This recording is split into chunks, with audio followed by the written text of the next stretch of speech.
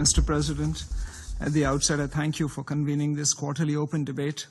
I also thank the briefers for their remarks.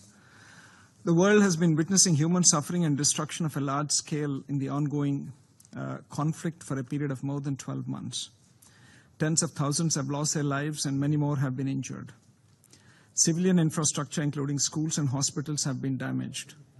It is estimated that reconstruction efforts in Gaza would take years to gather. Mr. President, the people of Palestine are in dire need of humanitarian assistance. We have been calling for safe, timely, and unimpeded humanitarian supply to the affected population. As we have repeatedly demonstrated in the past, India stands ready to do more for the Palestinian people. We are committed to carrying out human-centric projects for the people of Palestine in diverse sectors. Our thrust is on projects that have a tangible and lasting impact on the daily lives of the people. The scale of our development assistance currently stands at $120 million. This also includes our cumulative support of $37 million to UNRWA. We have also sent the first tranche of 6 tons of medicines and medical supplies to UNRWA on 22nd October this year. The terror attacks in Israel on 7th October were shocking, and they deserve our unequivocal condemnation. There can be no justification for terrorism and hostage-taking. India has a long-standing and uncompromising position against terrorism in all its forms and manifestations. At this juncture, I reiterate India's call for an immediate release of all hostages and a ceasefire.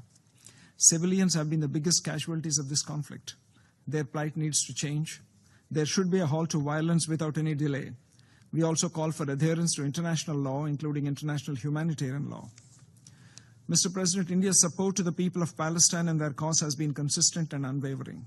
We support a two-state solution which entails establishment of a sovereign, viable, and independent state of Palestine within recognized and mutually agreed borders, living side by side with Israel in peace, with due regard for legitimate security needs of Israel. I would also like to state that India was one of the first countries to recognize the state of Palestine in 1980s, and we have supported Palestine membership at the UN.